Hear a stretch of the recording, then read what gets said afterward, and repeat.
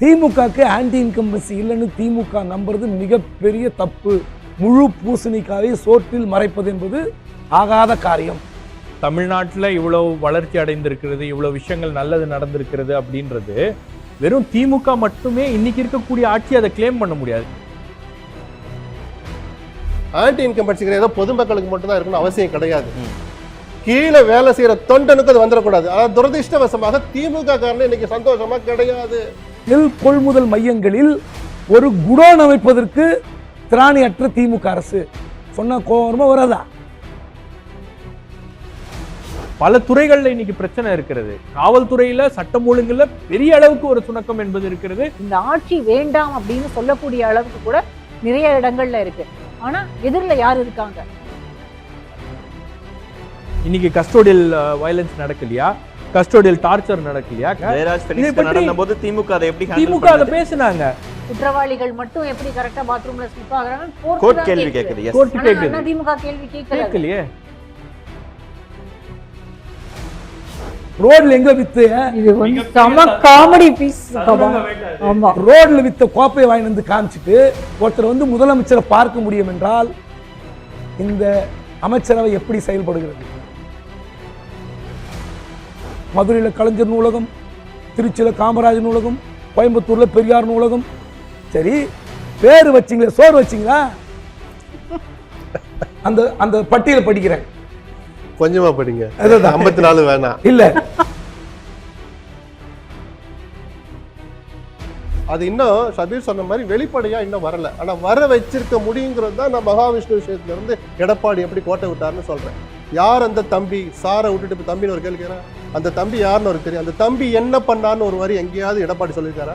அந்த தம்பி என்ன வேலை பண்ணாரோ அதை எடப்பாடி வேற ஆளை வச்சு பண்ணார் அவர் ஆட்சியில. நேற்றைக்கு கூட சேலம் கார்பரேஷன்ல என்னங்க அது, கவுன்சிலர்லாம் இப்படி ஒருத்தர் அடிச்சுப்பாங்களா? அசிங்கமா இல்லையா? அது அதிமுக ஆட்சியில என்ன செய்தார்களோ அதுவும் இவங்களும் செய்யறாங்க.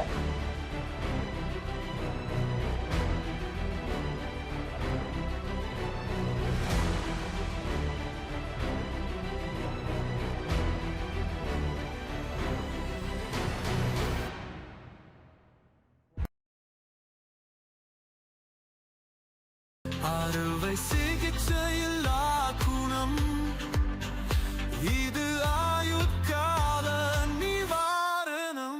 டாக்டர் ஸ்ரீவர்மாஸ். வணக்கம். டாக்டர் ஸ்ரீவர்மாஸ் வெல்னஸ் வழங்கும் தி டிபேட்ஸ் டயலாக் பவர்ட் பை ஆச்சி பாதாம் ட்ரிங்க் மிக்ஸ். ஆச்சி பாதாம் ட்ரிங்க். ஆச்சி பாதாம் ட்ரிங்க் ஒன்னு வாங்கினா ஒன்னு ஃப்ரீ. 2026ல யார் வெர்ஷன் ஆட்சி நடைபெற இருக்கு அப்படிங்கிற தலைப்புல இன்றைய விவாதத்தை நம்ம கட்டமைச்சிருக்கிறோம். இந்த விவாதத்துல மூத்த பத்திரிகையாளர்கள் பலரும் பங்கேற்றிருக்காங்க. அவங்களை ஒவ்வொருத்தங்களா வரவேற்று நிகழ்ச்சிக்குள்ள போவோம். திருமிகு குபேந்திரன் அவர்கள் வணக்கம். திரு SP லட்சுமணன் வணக்கம். லட்சுமி சுப்பிரமணியன் வணக்கம். ஷபீர் அஹ்மத் வணக்கம். குபேந்திரன் சார், நான் உங்கள்கிட்ட இருந்து கொண்டு போகணும்னு நினைக்கிறேன்.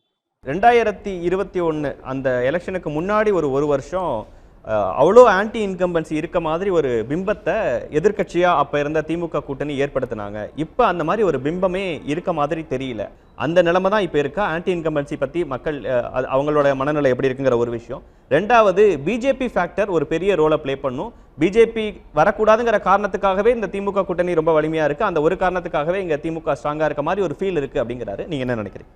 பாஜக எதிர்ப்பு வாக்குகள் தான் திமுகவுக்கு ஆதார பலம், மாற்றவே முடியாது. அதனால தான் துணிஞ்சு திமுக எந்த பிரச்சனையும் பாஜக மையப்படுத்தி அரசியல் பண்ணுவாங்க.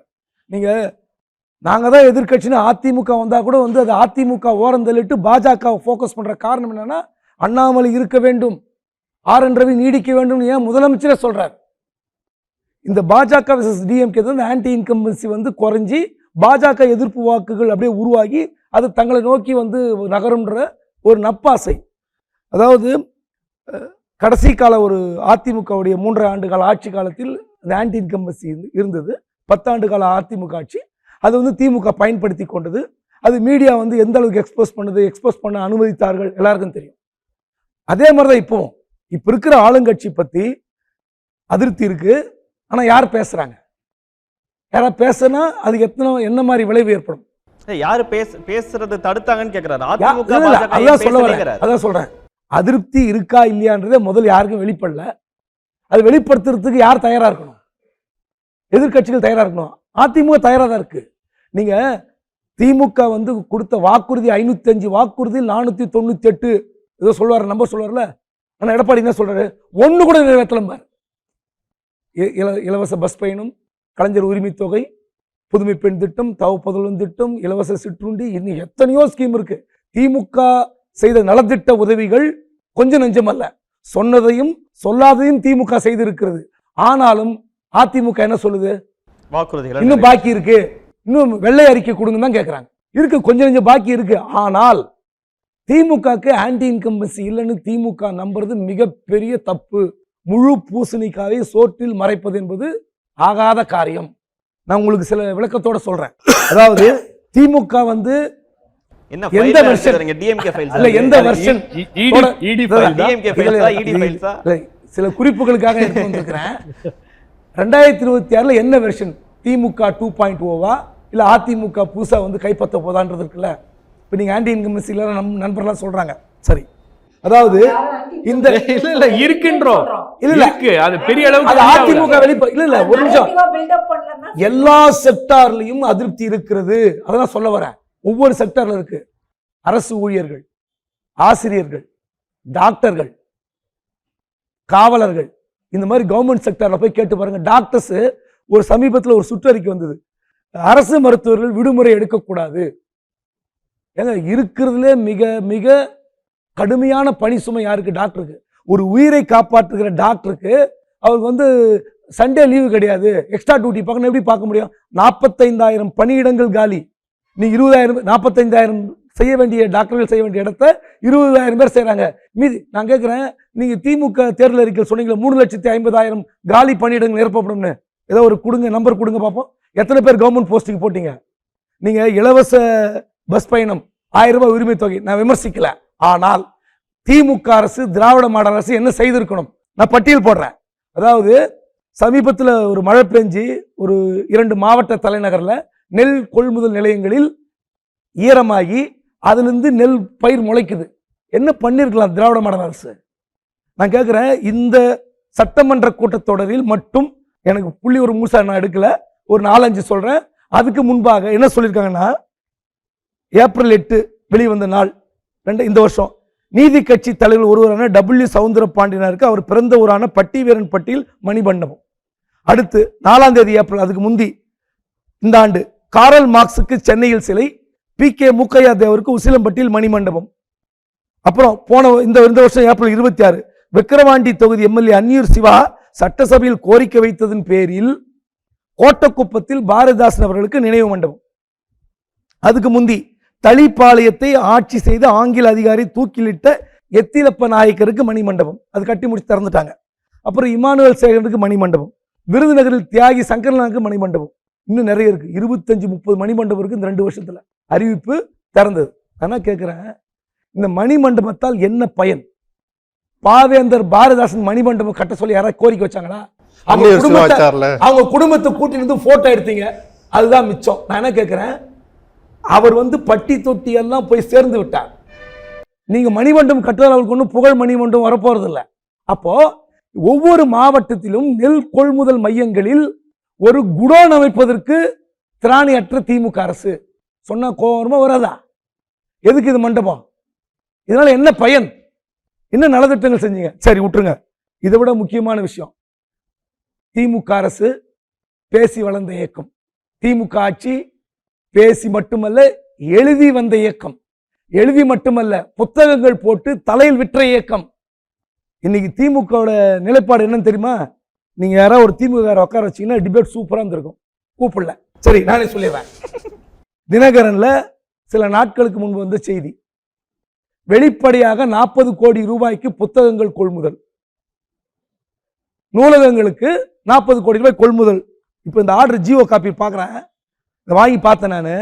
அதில் வெளியிட்டிருக்காங்க, ஒரு 54 புத்தகங்கள் போட்டு 5 வருஷமா நூலகத்துக்கு புத்தகம் வாங்கல. எந்த அரசு? திமுக வந்து 4 வருஷமா புத்தகம் வாங்கல.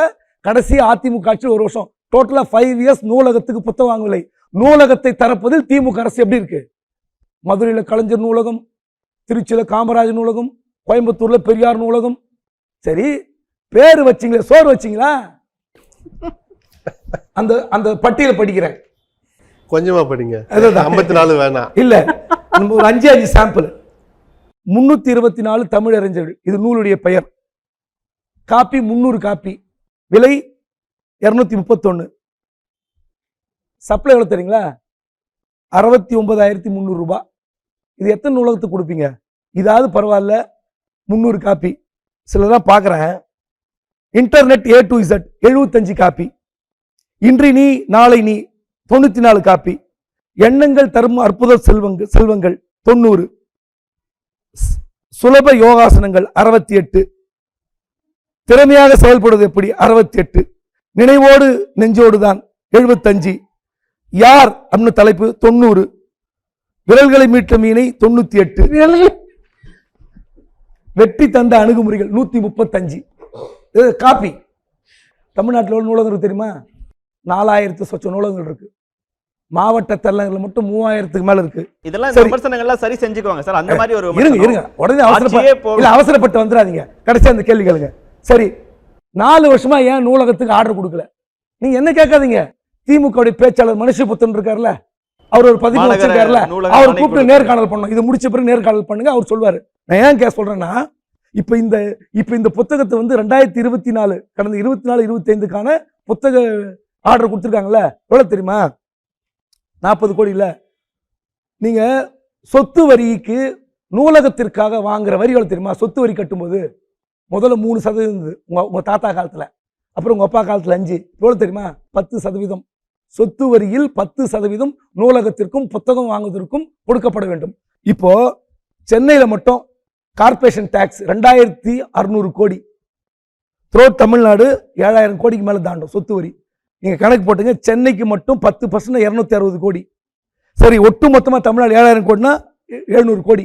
இந்த 700 கோடியில 4 வருஷம் என்ன பண்ணீங்க நீங்க? அதில் சம்பளம், பென்ஷன் எல்லாம் சேர்ந்து ஒரு 300 கோடி போகுது. 200 கோடி இருக்கும்ல வருஷத்துக்கு. ஒரு 100 கோடிக்கு ஒரு 50 கோடிக்கு வாங்கினீங்களா? மொத்தத்துமே 40 கோடி. இதுல வேற வெளிப்படைத்தன்மையோடு இந்த கொடுமை வேற. நான் கேட்கிறேன், பேசி பேசி வளர்ந்த இயக்கம், புத்தகம் போட்டு வளர்ந்த இயக்கம், நூலகங்களில் படித்து வளர்ந்த நான்லாம் லைப்ரரி தான் படித்தேன். உண்மையில பேப்பர் படிக்கணும், வீட்டில் ஒரு பேப்பர் தான் வாங்குவாங்க, எல்லா பேப்பருக்கும் லைப்ரரி தான் போனோம். ஆனால் இன்னைக்கு இத்தனை லைப்ரரி வச்சுக்கிட்டு புதுசா லைப்ரரி கட்டிக்கிட்டு என்ன பண்ணீங்க? அப்போ எங்க ஃபெயிலியர்? நான் முதல்ல சொன்ன ஒரு பட்டியல் சொன்னல, அரசு ஊழியர்கள், ஆசிரியர்கள், டாக்டர்கள், அது ஒன்றாச்சா? இப்போ 2வது இன்னொன்று சொல்லிடுறேன். ஏன்னா இந்த ஆட்சியாளர்களை நான் திமுக ஆட்சி தொடர வேண்டும் என்பதில் எனக்கு மாற்று சந்தேகம் இல்லை. ஏன்னா பாஜக உள்ள வந்துடக்கூடாதுன்றதுல நான் ரொம்ப தெளிவா இருக்கேன். எந்த வகையிலும் பாஜக வரக்கூடாது. கூட்டணி கட்சியினர் சொல்ற குரலே இல்ல, நான் உண்மை சொல்றேன். நான் ஒரு பத்திரிகையாளனாக, தனி மனிதனாக, குபேந்திரனாக திமுக ஆட்சி வர வேண்டும் என்று கடந்த 2018, 19, 20 பேசினேன். இல்லைன்னு சொல்ல. திமுக ஆட்சி வந்துச்சு. திமுக ஆட்சி வந்து ஏன் தொடர வேண்டும் நான் சொல்றேன். தொடரும் போது இப்படிப்பட்ட தவறுகளை செய்யாதீர்கள்னு சொல்றேன், பட்டியல் போடுறேன். திமுக ஆட்சி வரணும், ஆனா இப்படிப்பட்ட தப்பான செயல்களை, காரியங்களை செய்யாதீர்கள். உங்கள் அணுகுமுறை முதல்வரை ஏமாற்றிய மாற்றுத்திறனாளி ஒருத்தர் சக்கர நாற்காலியில் கிரிக்கெட் போட்டி ஆடி கோப்பை வென்று விட்டதாக முதலமைச்சரை பார்க்கிறார். படம் வருது. முதலமைச்சர், உதயநிதி துணை முதலமைச்சர் இருக்காரு, சம்பந்தப்பட்ட மாவட்ட அமைச்சர் இருக்காரு. ரோட்ல எங்க வித்து காமெடி பீஸ். ஆமா, ரோட்ல வித்த கோப்பையை வாங்கி வந்து காமிச்சிட்டு ஒருத்தர் வந்து முதலமைச்சரை பார்க்க முடியும் என்றால் இந்த அமைச்சரவை எப்படி செயல்படுகிறது? இந்த அமைச்சரவை எப்படி செயல்படுது? அப்போ நீங்க வந்து யாரோனா நீங்க பார்த்துட முடியுமா? அமைச்சர் கூட்டிட்டு போனா நீங்க பார்த்துருவீங்களா? வெரிஃபிகேஷன் வேண்டாமா? சார், ஒருத்தர் பாகிஸ்தானை உலக கோப்பை போட்டியில் வென்று விட்டேன்னு சொன்னார்னா அதற்கான ஆதாரங்களை வந்து படிக்காத அமைச்சர், மாவட்ட அமைச்சர் இருப்பாரா? முதல் மாவட்ட அமைச்சர் நான் அங்கிருந்து ஆரம்பிக்கிறேன். அதன் பிறகு துணை முதலமைச்சர், அவர் தான் ஸ்போர்ட்ஸ் அத்தாரிட்டி. அதுக்கப்புறம் முதலமைச்சர். ஒரு முதலமைச்சர் அதிகாரி கூப்பிட்டு, அலுவலக அதிகாரி கூப்பிட்டு, இந்த மாதிரி ராமநாதபுரம் மாவட்டத்தில் ஒரு மாணவர் இல்லை ஒரு இளைஞர் இப்படி சக்கர நாற்காலியில் போய் வெற்றி பெற்றதற்கான டாக்குமெண்ட் வெரிஃபை பண்ணுங்கன்னு சொல்லணுமா சொல்லக்கூடாதா? அப்ப யார் தப்பு? யார் தப்பு? இப்படிப்பட்ட ஆட்சியில் இதெல்லாம் வந்து என்ன சொல்வீங்க? சரி, இதை விட்டுருங்க. சென்னை அசோக் நகரில் உங்களுக்கு ஞாபகம் இருக்கும், மகளிர் அரசு மேல்நிலைப்பள்ளி. அதில் மகாவிஷ்ணு ஒருத்தர் ஞாபகம் இருக்கா? உங்களை மாதிரியே தாடியெல்லாம் குறுந்தாடியெல்லாம் வச்சிருப்பாரு. என்ன மாதிரி ஞாபகம்? குறுந்தாடின்னு சொன்னேன், வேற ஒன்றும் இல்லை. ஆனால் அதில் என்ன பண்ணாங்க தெரியுமா? அவர் மோட்டிவேஷன் ஸ்பீச்சு கொடுக்க வந்தவர் மகாவிஷ்ணுவை சிறையில் அடைக்க உத்தரவு. இதான் தலைப்புச் செய்தி. அன்னைக்கு வந்து தலைப்புச் செய்தி என்னன்னா, தமிழக பள்ளிகளில் ஆன்மீக நிகழ்ச்சிகளுக்கு அரசு தடை. அதுக்கப்புறம் ஆசிரியர் பணியிட மாற்றம். யாரு? அசோக் நகர் அரசு மகளிர் மேல்நிலைப் பள்ளியுடைய தலைமை ஆசிரியை மாற்றம். சரி, அந்த பள்ளி நிகழ்ச்சியில போய் அமைச்சர் பேசுறார் மறுநாள், என் ஏரியாவுக்கு வந்துட்டு நீ என் ஏரியாவுக்கு பேச நீ வெளியே போக முடியுமா, விட்டுருவனா உன்ன அப்படின்னு சும்மா வேட்டியெல்லாம் மடிச்சு கட்டி சட்டையெல்லாம் முறுக்குனாரு.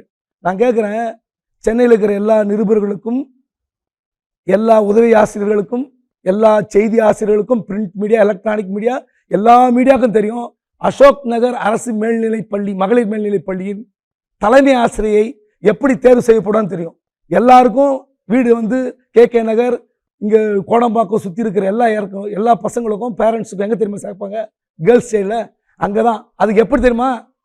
நானும் இருந்திருக்கிறேன் மீடியாவில், பிரிண்ட் மீடியாவில். சார் எப்படியாவது எஜுகேஷன் டைரக்டர் பார்த்து என் பையனுக்கு வாங்கணும், என் பொண்ணுக்கு வாங்கணும். இவ்வளோ நெருக்கடி கொடுத்து சேர்க்கப்படுகிற பள்ளியின் தலைமை ஆசிரியர் எப்படி நம்ம தேர்வு செய்வாங்க? துணைவேந்தருக்கு மேலாக தேர்வு செய்வார்கள்.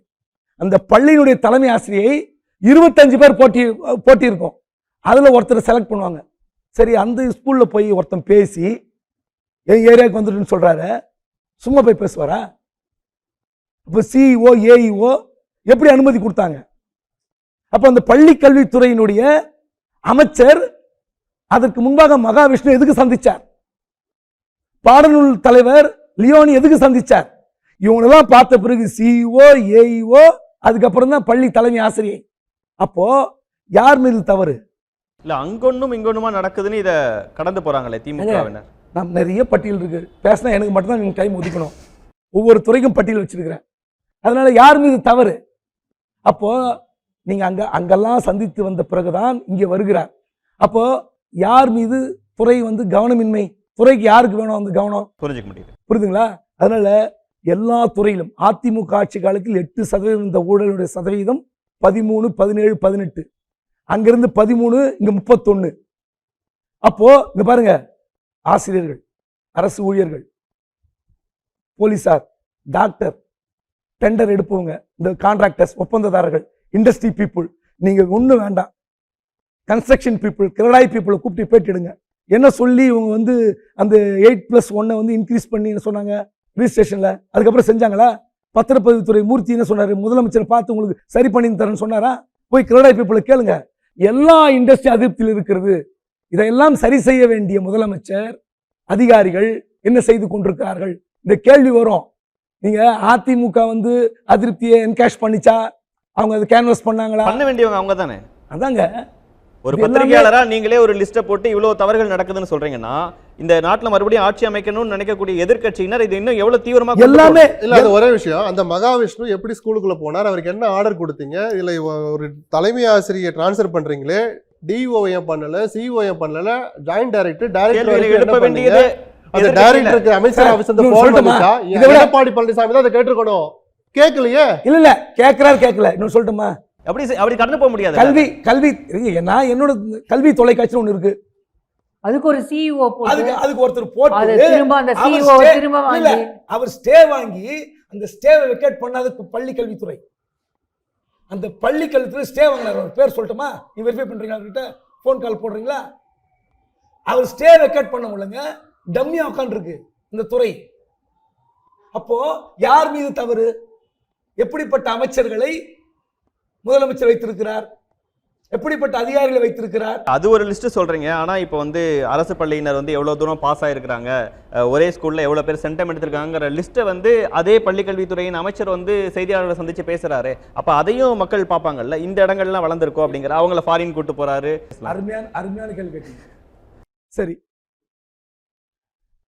எந்த பள்ளியில் பேரண்ட்ஸ் பசங்களை சேர்க்க ஆசைப்படுறாங்க சொல்லுங்க? சிபிஎஸ்சில, அரசு பள்ளியில? சரி, இப்போ வரைக்கும் எல்லாரும் இருக்கிறது சிபிஎஸ்சில தான் சார். மாத்திரத்துக்கான முயற்சிகள். பள்ளியுடைய தன்மை, மாணவர்கள் வெற்றி பெறுகிற விகிதாச்சாரம் கேள்வி கேட்டீங்களா? எந்த பள்ளியில் மாணவர்களை பெற்றோர் சேர்க்க ஆசைப்படுகிறார் சொல்லுங்க? தனியார் பள்ளிகளை தான் சேர்க்கறாங்க சார். ஆனா அரசு பள்ளிகள் வறுமையின் அடையாளம் அல்ல, பெருமையின் அடையாளம்னு. அரசு பள்ளியா சிபிஎஸ்சி சிலபஸ்ல? ஏன் சிபிஎஸ்சி சிலபஸ்ல பசங்களை சேர்க்க ஆசைப்படுறாங்க? ஏன் ஆசைப்படுறாங்க? அந்த சிலபஸ் வந்து படித்தால் பசங்க கோப்ப பண்றாங்க அப்படின்ற ஒரு எண்ணம் வருதா இல்லையா? இன்னைக்கு சாதாரண பெற்றோர்களுக்கு அந்த அளவுக்கு உங்கள் அரசு பள்ளியுடைய தரத்தை ஏன் உயர்த்தவில்லை? அதுக்கான முயற்சி இல்ல சார், அது கூட்டு முயற்சி இல்ல சார். நான் திடீர்னு 2 வருஷத்துல மாறிட முடியுங்களா சார்? சார் உங்களை நீங்க எக்யூப் பண்ணீங்கன்னு நான் சொல்றேன். கேட்டா இல்ல எங்க பையன் நல்லா படிச்சு பாஸ் பண்ணிட்டான். ஏங்க நீங்க எந்த பள்ளியில் போய் ஏன் பேரண்ட்ஸ் போய் சேர்க்குறாங்க சிபிஎஸ்சில? சொல்லுங்க, எதுக்கு சேர்க்குறாங்க? அந்த சிலபஸ் ஏன் சக்சஸ், ஏன் சிலபஸ் மேல மோகம்? அப்ப அதுக்கு இணையாக உங்க பள்ளி கல்வியை உயர்த்த முடியல. நீங்க இப்ப இருக்கிற பசங்க படிக்கிறாங்க, ஜெயிக்கிறாங்க, அதெல்லாம் விட்டுருங்க. நீங்க 10 லட்சம் பேர் பிஇ படிக்கிறோம், எத்தனை லட்சம் பேர் வேலை கிடைக்குது? 9th வரைக்கும் பாருங்க. நான் நிறைய பேசினா உங்களுக்கு தான் கஷ்டம், டைம் அப்புறம் கேட்பாங்க. 9ஆம் கிளாஸ் வரைக்கும் ஆல் பாஸ் பண்ணணும். அதுக்கப்புறம் ஒன்று சொல்லட்டுமா, இது ஒரு பெரிய டிபேட், வெறும் டிஸ்கஷனாக போயிடும். நீங்க அதிமுக ஆட்சியில் புத்தகம் எப்போ கிடைச்சது, பேக் எப்போ கிடைச்சது, செப்பல் எப்போ கிடைச்சது, சைக்கிள் எப்போ கிடைச்சது, லேப்டாப் விட்டுருக்காங்க இல்ல, இது எப்போ கிடைத்ததுன்னு ஒரு சர்வே எடுங்க. திமுக ஆட்சி காலத்தில் 4 வருடம் மாணவனுக்கு எப்போது கிடைக்கிற சர்வே எடுங்க. இன்னொரு டிபேட் வச்சுக்கலாம். ஓகே, பாப்போம் அது என்ன நடக்குதுன்னு. சார் பேசுனது உங்களுக்கு தமிழ்நாட்டில் இவ்வளவு வளர்ச்சி அடைந்திருக்கிறது, இவ்வளவு விஷயங்கள் நல்லது நடந்திருக்கிறது அப்படின்றது வெறும் திமுக மட்டுமே இன்னைக்கு இருக்கக்கூடிய ஆட்சி அதை கிளைம் பண்ண முடியாது. இதுக்கு முன்னாடி இருந்த கவர்மெண்ட், இதுக்கு முன்னாடி இருந்த தலைவர்கள், அதிமுக திமுக எல்லா அரசாங்கங்களுடைய ஒரு கண்டினியூஷன் தான் இன்னைக்கு நடக்கக்கூடிய விஷயங்கள். இன்னைக்கு இவங்க என்ன பண்றாங்கன்னா அதை பெரிய அளவுக்கு விளம்பரப்படுத்துகிறார்கள், பெரிய அளவுக்கு அதை பேச்சு பொருளாக மாத்துகிறார்கள். உங்களுக்கு நரேட்டிவ் வைஸ் பாத்தீங்கன்னா டிஎம்கே தான் இன்னைக்கு நரேட்டிவ் செட் பண்ணிட்டு இருக்கு. ஏடிஎம்கே நரேட்டிவே செட் பண்ணல. இன்னைக்கு பல கேள்விகளை அதிமுக எழுப்பி இருக்கலாம். பல துறைகள்ல இன்னைக்கு பிரச்சனை இருக்கிறது. காவல்துறையில, சட்டம் ஒழுங்குல பெரிய அளவுக்கு ஒரு சுணக்கம் என்பது இருக்கிறது, பெரிய அளவுக்கு உங்களுக்கு ப்ராப்ளம்ஸ் இருக்கு. பட் அதை ஏடிஎம்கே எங்க பேசுது? நீங்க காவல்துறைக்கு எதிராக அதிமுகவுல பெரிய அளவுக்கு வாய் திறந்து ஒரு பெரிய சார்ஜ் கூட வைக்கலையே. இன்னைக்கு கஸ்டோடியல் வயலன்ஸ் நடக்கலையா, கஸ்டோடியல் டார்ச்சர் நடக்கலையா, கஸ்டடியில பல்வேறு பிரச்சனைகள் நடக்கிறது. கையகால உடைச்சி ஒரு 300 பேர் வரைக்கும் ஒரு வருஷத்துல இங்க புழல் சிறையில் அடைச்சிருக்காங்க. திமுக அதை பேசினாங்க. ஒரு ஜெயராஜ் பெனிக்ஸுக்கு நடக்கும்போது நீங்க அவ்வளவு கொந்தளித்தவர்கள். அந்த குற்றவாளிகள் மட்டும் எப்படி கரெக்டா பாத்ரூம்ல ஸ்லிப் ஆகுறாங்க, கோர்ட் கேள்வி கேக்குது. கோர்ட் கேக்குது, திமுக கேள்வி கேட்கலையே. அப்போ எந்த இடத்துலயும் உங்களுக்கு எதிர்க்கட்சிகள் கேள்வி எழுப்பாத போது அந்த கேள்விகளை ஊடகங்களும் எழுப்புறதில்லை, ஊடகங்கள் அதை பிரதிபலிக்கிறது இல்லை, அது மக்கள்கிட்ட போய் சேர்றதில்லை, மக்கள் அதை பேசுவதில்லை. அப்போ இன்னைக்கு திமுக என்ன பண்றாங்கன்னா பெர்செப்ஷன் வைஸ் எல்லாம் சிறப்பாக இருக்கிறது அப்படின்னு அதை மேனேஜ் பண்ணி ஒரு சின்ன விஷயத்த பண்ணா கூட அதை பூதாகரமாக பெருசுபடுத்தி அதை காமிக்கிறாங்க. அதுதான் பேச்சு பொருளாக மாற்றுகிறார்கள். திரு எஸ்பிஎல், அதிமுக இங்க இருக்கக்கூடிய ஆன்டி இன்கம்பன்சியை சரியா காமிக்கலன்னு புரிஞ்சுக்கணுமா, இல்ல ஆன்டி இன்கம்பன்சி மக்களுக்கு இன்னும் அந்த அளவுக்கு வரலன்னு புரிஞ்சுக்கணுமா, இல்ல இருக்கு இன்கம்பன்சியை தேர்தலுக்கு ஓராண்டுக்கு முன்பாகவே யாராலையும் எல்லாம் உணர முடியாது. 2020 அதிமுக ஆட்சியில அப்படி ஒரு நிலைமை வெளிப்படையா சொன்னா, வெக்கத்தை எல்லாம் தள்ளி வச்சுட்டு சொன்னா, பத்திரிகையாளர்கள்ட்ட யாரா இருக்கட்டும் தேர்தல் ரிசல்ட்டை பார்த்த பிறகுதான் எவ்வளவு ஆன்டி இன்கம்பன்சி இருந்ததுன்னே சொல்ல முடியும். ஓரளவு உணர்வு இருக்குன்னு நம்ம பேசலாம். அது இன்னும் ஷபீர் சொன்ன மாதிரி வெளிப்படையா இன்னும் வரல. ஆனா வர வச்சிருக்க முடியுங்கிறது தான் நான் மகாவிஷ்ணு விஷயத்துல இருந்து எடப்பாடி எப்படி கோட்டை விட்டாருன்னு சொல்றேன். யார் அந்த தம்பி? சாரை விட்டுட்டு இப்ப தம்பின்னு ஒரு கேள்வி கேட்கிறேன். அந்த தம்பி யாருன்னு அவருக்கு தெரியும். அந்த தம்பி என்ன பண்ணான்னு ஒரு வரி எங்கேயாவது எடப்பாடி சொல்லியிருக்காரா? ஏன் சொல்லல? அந்த தம்பியோட வேலை என்ன? ஏன் எடப்பாடி கேட்கல? கேட்க முடியாது. அந்த தம்பி என்ன வேலை பண்ணாரோ அதை எடப்பாடி வேற ஆளை வச்சு பண்ணார் அவர் ஆட்சியில. அப்படி பண்ணாருன்னு ஸ்டாலினுக்கு தெரியும். ஊர் ஊரா போய் பேசினார். 3 மாசத்துல உள்ள போடுவேன்னு சொன்னார். ஸ்டாலின் என்ன பண்ணார்? அந்த எடப்பாடியை பொத்தி பொத்தி பாதுகாக்கிறார். ஒரு தூசி கூட விழாம பாதுகாக்கிறார். புரியுதுங்களா? இந்த ஊழலை பத்தி மட்டும் 2 பேர் பேசவே மாட்டாங்க. இப்பதான் நான் விஜய்க்கு பொறுப்பு இருக்குன்னு சொன்னேன். நான் சொன்ன பொறுப்பு வேற. 2வது பாயிண்டா சொல்றேன். முதல் பொறுப்பு, தற்காலிக வெற்றியை பத்தி அவர் கவலையே படக்கூடாது. அவருக்கு இருக்கிற வயசு, அவருக்கு இருக்கிற ஆர்வம், அவர் அந்த ஆர்வத்துல நேர்மை இருக்கா இல்லையா, இல்லை இவரும் 10ஓட 11 தானா, இதெல்லாம் நம்ம பின்னாடி நம்ம ஒரு உறுதிப்பட பேசலாம். இப்போ யூகமா போய் ஒருத்தர் ரொம்ப விமர்சிக்க நான் விரும்பல. குறைஞ்சபட்ச நேர்மை இல்லைன்னு ஒரு விஷயத்த மட்டும் தான் நான் சொன்னேன். அப்ப விஜய் நம்ம 2 பேரை கிழிச்சு தொங்க விட வேண்டிய விஜய் ஒரு ஆளை பத்தி மட்டுமே பதுங்கிறது ஏன் தான் நான் திருப்பி கேட்டேன். அவர் எதிர்காலத்தை மனசுல வச்சு அவர் தன்னை வளர்த்துக்கிறதுக்காக, சுயநலத்துக்காகவாது இந்த சொசைட்டிக்கு நல்லது செய்யணும்னா இந்த 2 பேர் புரிஞ்சிருக்கு. இனிமே ஃபீல்டுக்கு வரும்போது மேபி அவர் இப்பவே அவர் பதுங்குறாரு. அதிமுக ஏன் செய்யல? நீங்க யார் அந்த தம்பின்னு கேட்கறீங்களா? அந்த தம்பி என்ன பண்ணாருன்னு ஏன் கேட்க மாட்டேன்னு விஜய் கேட்கணும் சார். ஏன் கேட்க மாட்டாரு? ஏன்னா அதுல ஊழல் ஒளிஞ்சிருக்கு. அந்த ஊழலை எடப்பாடியும் பண்ணார். அந்த ஊழல் பண்ண எடப்பாடியை ஸ்டாலின் பாதுகாக்கிறார். ஸ்டாலின் வாங்குற காசை பத்தி அவர் பேச மாட்டார். பரஸ்பர கைகோத்துக்கிறீங்கன்னு அவர் சொல்றாரு தெரியுமா? பிஜேபி திமுகவையும். ஏன் நீங்க அதிமுக பிஜேபி பத்தி ஏன் அவர் பேச மாட்டாரு? இந்த பொறுப்பு அவருக்கு இருக்குன்னு நான் ஒரு பத்திரிகையாளர் நான் எதிர்பார்க்கிறேன். அவர் வெளியில வரணும், 2 பேரை கிழிச்சு தொங்க விடுங்க, 2 பேர் பண்ற தப்ப மக்களுக்கு சொல்லுங்க. 2வது பொறுப்பு நான் இந்த இதுலயே ஃப்ளோலயே சொல்லிடுறேன். வாக்குப்பதிவு சதவீதம் ரொம்ப கவலை அளிக்கிற மாதிரி தான் இருக்கும். இவ்வளவு தூரம் சோசியல் மீடியா வளர்ந்துருச்சு, அவேர்னஸ் வந்துடுச்சு, உள்ளங்கையில உலகம் வந்துருச்சு, எல்லாம் தெரிஞ்சோம். அப்படி கையில வச்சிருக்கிறவன் தான் ஓட்டு போட வர மாட்டான். ஒரு அதை சொன்ன இல்லையா, ஏகாதிபத்தியம் மாதிரி ஓராட்சியா இருந்தா அந்த காங்கிரஸ் ஆட்சியை வீட்டுக்கு அனுப்புற 67 தேர்தலில் தான் 77% ஓட்டுப்பதிவு நடந்தது. அதுக்கப்புறம் வரவே இல்லை. 2011 தான். அது என்ன காரணத்தால் வந்து நான் சொல்ல, அவ்வளவு நல்லது கலைஞர் பண்ணியும் 2011 ஆட்சி வீட்டுக்கு அனுப்புறதுக்கு தான் அதிகபட்ச டேர்ன் வந்தது. அதுக்கிடையில் நடந்த ஒரு தேர்தல் 91 ராஜீவ் மரணம் அடைஞ்ச போது 85% தான் தமிழ்நாடு அரசியல் வரலாற்றிலே அதிகமானது. அதை நான் ஒரு ரெஃபரன்ஸாக எடுத்துக்க மாட்டேன். ஏன்னா அது ஒரு உணர்ச்சி வேகத்தில் ஒரு உணர்வை கொண்டு போய் காட்டணுங்கிற வந்த வேகம் அது. அந்த 85% இயல்பா வர வைக்கிறதுக்கு விஜயனுடைய அந்த சினிமா பிரபல்யம் பயன்பட்டால் நான் ரொம்ப சந்தோஷப்படுவேன். ஒரு 10% அவர் கூட்டட்டும், எனக்கு ஓட்டு போடுங்கன்னே அவர் கேட்க வேண்டாம், ஓட்டு போட வாங்கன்னு சொல்ற தகுதியும் அந்த பிரபல்யமும் அவருக்கு இருக்கு. அந்த வசீகரத்தையும் சேர்த்தே தான் நான் சொல்றேன். இன்னைக்கு இருக்கிற இளைஞர்களை ஓட்டு போட வாங்கன்னு கூப்பிடுற தகுதி அல்லது ஒரு கூச்சம் ஸ்டாலினுக்கும் அதிகமா இருக்கும், எடப்பாடிக்கும் அதிகமா இருக்கும். இளைஞர்கள் வந்துருவாங்களோன்னு ஒரு பயம் இருக்கும். ஏன்னா இளைஞர்கள் வந்து அங்கேதான் ஓட்டு போடுவாங்கன்ற பயத்தினாலேயே அவங்க மௌனமா இருப்பாங்க. ஆனா விஜய்க்கு அந்த எந்த விதமான ஒரு தயக்கம் இருக்குன்னு அவசியமே இல்லை. எனக்கு முதல்ல ஓட்டு போடவா, எனக்கு போடன்னு கூட நான் கேட்கல, ஓட்டுச்சாவடிக்கு வான்னு அவர் சொல்லி ஒரு 10% கூட்டி 85% சராசரியா வாக்குப்பதிவு வர வைக்கிறதா சார் முதல் தேவை. யாருடைய வெர்ஷன் கேட்டீங்களா? இந்த வெர்ஷன் தான். ஒரு இளைஞர்கள் ஒட்டுமொத்த பொதுமக்களுடைய பங்களிப்போட அந்த வெர்ஷன் தான் இருக்கணும். யார் வேணாலும் வந்துட்டு போறோம், நமக்கு என்ன இருக்கு? வந்த பிறகு தப்பு செஞ்சா கண்டிக்க போறோம், நல்லது பண்ணா பாராட்ட போறோம். இந்த ஆட்சியில இருந்தா பாராட்டுறதுக்கு விஷயங்கள் இருக்கு. இந்த ஆட்சி அமைஞ்ச 6ஆவது மாசம் சொல்றேன், அதிகாரிகள் பிடிக்குள்ள முதலமைச்சர் போயிட்டாருன்னு. இதெல்லாம் கீழே இருக்கிற மக்களுக்கு அதை பத்தி கவலை இல்லை, அவங்களுக்கு போய் சேரவும் சேராது. ஆனா ஆட்சி நிர்வாகத்துல இவர் சொன்ன பல தவறுகள், இதெல்லாம் அதிகாரிகள் பிடிக்கல சார் சொன்ன தகவல்கள்லாம் அது மிகப்பெரிய குறைகளா இருக்குமா இல்ல எல்லா ஆட்சியிலும் நடக்கிற? இது மக்களை போய் அன்றாட வாழ்க்கையை பாதிக்கிறதுக்கான பிரச்சனைகள் இல்லை. ஆனா ஒரு ஆட்சியின் மீதான ஒரு பிம்பம் இருக்குல்ல, அதையெல்லாம் பாதிக்கிற விஷயம். இதுக்கு அடிப்படை அதிகாரிகள் அவர் நம்பினதுதான். அவர் சொன்னாரு, ஒருத்தர் கப்பு வாங்கிட்டேன்னு சொன்னார்னா முதலமைச்சருக்கு அடுத்த இடத்துல இருக்க முதலமைச்சருடைய செயலாளர் என்ன பண்ணார்? ஏன்னா அவங்க கவனம் எல்லாம் வேற விஷயங்கள்ல இருக்கு. தனக்கு வேண்டப்பட்ட அதிகாரி அங்கே உட்கார வைக்கணும், தனக்கு வேண்டாத அதிகாரிக்கு வந்துடக்கூடாதுன்னு இந்த கவனமாக அதுல இருக்கவர் தான் ஒருத்தர் வந்திருக்கான. இந்த கப்பு எங்க வாங்கினா, அந்த போட்டோ எங்க தம்பி கேட்கணுமா? கேட்கிற இடத்துல இருக்கிற அந்த அதிகாரி அந்த வேலையை தவிர மீதி வேலையை செஞ்சுட்டு இருக்கிறார். அவர் இதுல கவனம் செலுத்தல தெரிஞ்சிருந்தா அந்த அதிகாரி இன்னைக்கு வரைக்கும் முதலமைச்சர் பக்கத்துல வச்சிருக்கிறார். நான் பர்டிகுலரா யாரையும் சொல்ல விரும்பல, பொதுவா தன்னை சுற்றி இருக்கிற 10 அதிகாரிகள் எந்த அளவுக்கு விசுவாசமா இருக்கிறான்னு அவர் கண்டுபிடிச்சாரா? இன்னைக்கு பிஜேபியோட தொடர்பில் இருக்கிறாங்க. பிஜேபி ஏதோ ஐஎஸ்ஐஎஸ் தீவிரவாத இயக்கம் அல்ல, ஆட்சி அதிகாரத்தில் இருக்கிற கட்சிக்கு இருக்கிற முதலமைச்சருக்கு விசுவாசமாக இருக்க வேண்டிய உயரதிகள் டாப் 5 ஐஏஎஸ் சரி ஐபிஎஸ் சரி.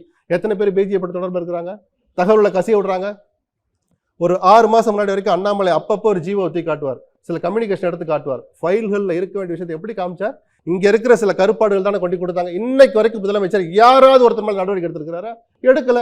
ஆனால் ஷபீர் சொன்ன மாதிரி, லக்கியஸ்ட் சீஃப் மினிஸ்டர்னு சொன்ன மாதிரி, இதெல்லாம் அடிமட்டத்தில் போய் சேராது. அந்த மக்களை நேரடியாக பாதிக்கிற விஷயங்கள் இல்லை. ஆன்டி இன்கம்பன்சிங்கிற ஏதோ பொதுமக்களுக்கு மட்டும்தான் இருக்கணும் அவசியம் கிடையாது.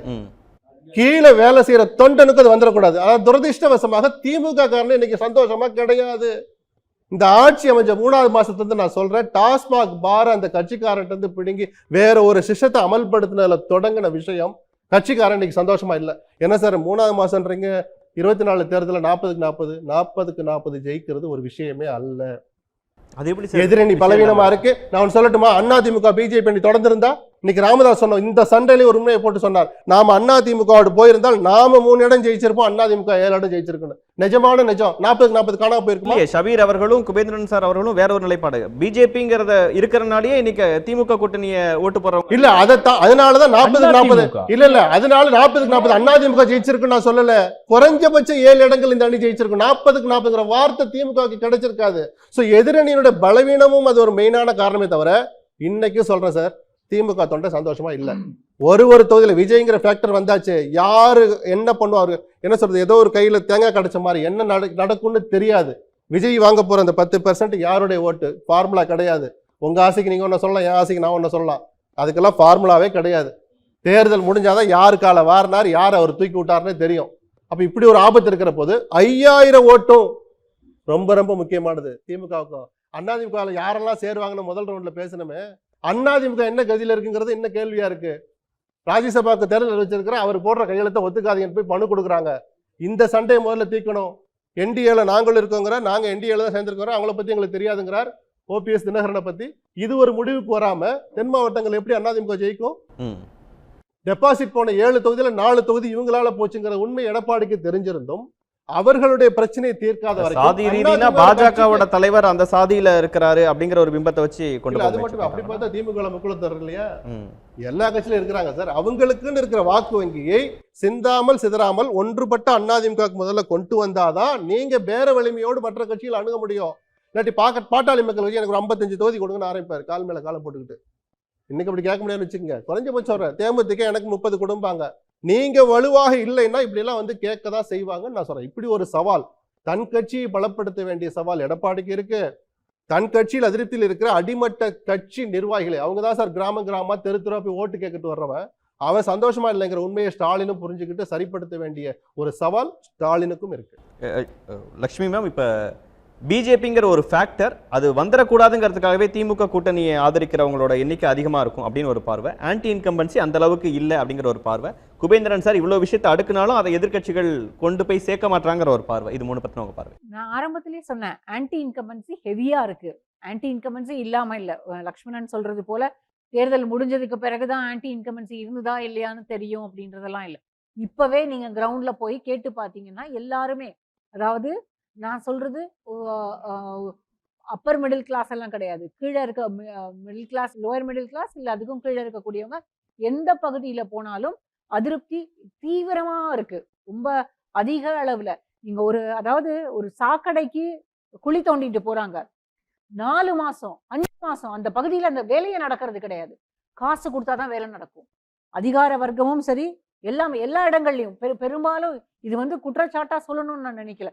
ஆனா இது எல்லா இடத்துலயும் இந்த மாதிரி சின்ன சின்ன கரப்ஷன்ஸ் இருக்குன்றது மக்கள் மத்தியில ரொம்ப அதிக அளவுல ஆழமா பதிஞ்சு போயிருக்கு. இந்த ஆட்சி வேண்டாம் அப்படின்னு சொல்லக்கூடிய அளவுக்கு கூட நிறைய இடங்கள்ல இருக்கு. ஆனா எதிரில யார் இருக்காங்க, அததான் அந்த ஆரம்பத்திலேயே நான் சொன்னேன். எதிரில யார் இருக்காங்கன்னு வரும்போது யாருமே இல்ல, பாரதிய ஜனதா கட்சியை எதிர்ப்பதற்கு யாருமே இல்லை அப்படின்ற போது சரி இவங்களுக்கு இந்த முறை வாய்ப்பு அளிக்கலாம் அப்படின்ற எண்ணம் மக்களுக்கு வரும். இன்னொன்னு வந்து ஆசிரியர்கள் மத்தியிலையும் இல்ல பாஜக கூட்டணியே ஆதரிக்கலாங்கிற எண்ணம் வருமா? அந்த அளவுக்கு இந்த ஆட்சி பாரதிய ஜனதா கட்சி கூட்டணி, நான் என்ன சொல்றேன்னா பாரதிய ஜனதா கட்சியை கூட்டணியை ஆதரிப்பதற்கான வாய்ப்புகள் இல்லை. சரி இவங்க தவறுதான் செஞ்சிருக்காங்க, ஆனா இதுல யாரு இருக்காங்க, யாருமே இல்ல. அப்போசிஷன் ஸ்கேட்டர்டா இருக்கும்போது என்ன வழி, இது ஒண்ணுதான் அப்படின்ற எண்ணம் தான் மக்களுக்கு வரும். இப்போ இந்த டாஸ்மாக் ஊழலை பத்தி நம்ம இவ்வளவு பேசுறோம். இடி வந்து 1000 crore ஸ்கேம்னு கொடுக்குறாங்க. ஆனா இடி வந்து முழுமையா அதுக்கு பின்னால என்ன நடந்தது, ஏன் 1000 கோடி அப்படிங்கிறதுக்கான விவரம் எல்லாம் எதுவுமே கொடுக்கல. ஆனா ஓடி போய் உச்ச நீதிமன்றத்துல போய் தடை வாங்குறாங்க. இங்க வந்து சர்ச்சஸ் நடக்கும்போது அதுக்கு எதிர்வினைகள் எல்லாம் வருது, இதெல்லாமே நடக்குது. ஆனா இந்த டாஸ்மாக் ஊழலை பத்தி பெரிய அளவுல பேசுறதுக்கு இன்னைக்கு வரைக்கும் அதிமுகவில இருந்து, இதுக்கு முன்னால திமுக எதிர்கட்சியில் இருக்கும்போது ஏதாவது ஒரு இடத்துல ஒரு ஸ்கேம் நடந்ததாலோ இல்ல ஆளுங்கட்சிக்கு எதிராக ஒரு மக்கள் பேச ஆரம்பிச்சாங்கனாலும் அதுக்கான இன்புட்ஸை வந்து மீடியாவுக்கு எடுத்து திமுக தரப்புல இருந்தோ அல்லது வேற யாராவது ஆக்டிவிஸ்டோ கம்ப்ளீட்டா ஃபீட் பண்ணுவாங்க. இன்னைக்கு அது மாதிரி கொடுக்கக்கூடிய இடத்துல யாருமே இல்லை. அந்த நேரத்துல வந்து மீடியாவும் தேடி போன காலமெல்லாம் உண்டு. ஆனா இப்போ மீடியாவும் தேடுறது கிடையாது. அதை நான் இல்லைன்னு சொல்ல மாட்டேன். அது ஏன்? அதாவது இன்னைக்கு வந்து மீடியாவும் பெரிய அளவுல தேடுறது கிடையாது. ஏன்னா அந்த நரேட்டிவ்க்குள்ள மீடியாவும் மாட்டிக்கிட்டு தான் இருக்காங்க. அப்போசிஷன்ல வந்து ஒரு ஸ்பேஸும் கிடையாது. அப்போசிஷன் வந்து கூப்பிட்டு மீடியாவை என்கரேஜ் பண்றதோ இல்லை அவங்க டிவி டிபேட்ஸ்ல கூட வந்து உட்கார்றது கிடையாது. அதிமுகவுல இருந்து பெரிய அளவுல அவங்க டிவி டிபேட்ஸ் கூட வரதில்லை. தகவல்களை மீடியாவுக்கு கொடுக்கணும்னோ இல்லை மக்கள் மத்தியில் எடுத்துக்கிட்டு போய் பேசணும்னோ அதிமுக தரப்புல இருந்து ஒரு பெரிய எண்ணம் இல்லை. இன்னொன்று வந்து நம்ம ரொம்ப பெரிய ஒரு விஷயத்த நம்ம வந்து திரும்ப திரும்ப பேசணும்னு நான் நினைக்கிறேன். ஓல்டு பென்ஷன் ஸ்கீமை திரும்ப கொண்டு வருவோம்னு சொன்னாங்க அரசு ஊழியர்களுக்கு. ஆனா அந்த ஓல்டு பென்ஷன் ஸ்கீமை வந்து இது வரைக்கும் இம்ப்ளிமெண்ட் பண்ணல. இப்போ வந்து இந்த சட்டமன்றத்துல தான் சட்டமன்ற கூட்டத்தொடர் நடக்கும்போது தான் ஒரு கமிட்டி போடுறதாக முடிவு பண்ணப்பட்டது. அப்போ இது வந்து நடக்காது அப்படின்ற போது அதுக்கான ப்ராமிஸ் ஏன் வந்தது? அரசு ஊழியர்கள் மத்தியில பெரிய அளவுல அதிருப்தி இருக்குன்ற போது எதிர்கட்சியாக இருக்கக்கூடிய அதிமுக அவருக்கு வந்து எல்லாரையும் கூப்பிட்டு சந்திச்சிருக்கலாம், கூப்பிட்டு பார்த்து என்ன பிரச்சனைகள் இருக்கு அப்படின்றத கேட்டிருக்கலாம். அதை திரும்பவும் அந்த ஓல்டு பென்ஷன் ஸ்கீம் இவங்க ப்ராமிஸ் பண்ணாங்க, இவங்க வந்து கொடுக்கல அப்படின்றதெல்லாம் ரொம்ப வேகமாக மக்கள் மத்தியில கொண்டு செல்றதுக்காக பேசியிருக்கலாம். இன்னொன்று வந்து உள்ளாட்சி அமைப்புகள்ல நடக்கக்கூடிய பிரச்சனைகள். நேற்றைக்கு கூட சேலம் கார்பரேஷன்ல என்னங்க அது, கவுன்சிலர்லாம் இப்படி ஒருத்தர் அடிச்சுப்பாங்களா? அசிங்கமா இல்லையா அது? அதுக்கு முன்னால திருநெல்வேலியில நடந்த திருநெல்வேலியில நடந்த Yes. பிரச்சனை. நேற்றைக்கு வந்து மதுரை மேயர்னுடைய ஹஸ்பண்டை வந்து கட்சியில இருந்து டிஸ்மிஸ் பண்ணியிருக்காங்க. அப்போ உள்ளாட்சி அமைப்புகள்ல இருக்கக்கூடிய எல்லா பிரச்சனைகளையும் தீர்த்து வைக்கணும். இன்னொன்னு, அந்த உள்ளாட்சி தேர்தல்களை ஏன் நடத்தல? ஒரு சில அமைப்புகளுக்கான தேர்தல்களை நடத்தணும். இந்த ஒரு வருஷம், இன்னும் ஒரு வருஷத்துக்குள்ள நடத்தி ஆகணும். இப்ப நடத்தவே இல்லை. நடத்தாம தள்ளி போடுங்க. அதிமுக ஆட்சியில என்ன செய்தார்களோ அதையே இவங்களும் செய்யறாங்க. இது எல்லாமே மக்கள் மத்தியில பெரிய அதிருப்தி இதனால இருக்கிறது. ஆனா இதை வந்து கோர்ஸ் கரெக்ஷன் செய்வாங்களா இந்த ஒரு வருஷத்துல? அதிமுக அதை வந்து அந்த கேபிட்டலைஸ் பண்ணுவாங்களா, டேப் பண்ணுவாங்களா அப்படின்றது தெரியல. அதிமுகவுக்கு நிறைய சிக்கல்கள் இருக்கிறது. கூட்டணி ஆட்சி இல்லை அப்படிங்கிறது இன்னைக்கு வரைக்கும் பிஜேபி ரூல் அவுட் பண்ணவே கிடையாது. அதிமுக திமுக ஊழல் செய்திருக்கிறது. ஆனா மூணாவது ஒருத்தர் வருவாரு, அவர் ஊழலே செய்ய மாட்டார், அவர் ஒப்பற்ற பிதாமகர். பரஸ்பர கைகோத்துக்கிறீங்கன்னு அவர் சொல்றாரு தெரியுமா, பிஜேபி திமுகவையும். ஏன் நீங்க அதிமுக பிஜேபி பத்தி ஏன் அவர் பேச மாட்டாரு? அவர் வந்து பேச ஆரம்பிச்சார் அப்படின்னா அதற்கு பிறகு மாற்றங்கள் ஏதாவது இருக்கலாம். ஆனா அவர் பேச பேச இன்னும் எக்ஸ்போஸ் ஆயிருவாரோ அப்படின்னு தான் நினைக்கிறேன். இல்ல நீங்க அவ்வளோ எளிதா விஜயை வந்து அண்டர் எஸ்டிமேட் பண்றத நான் வந்து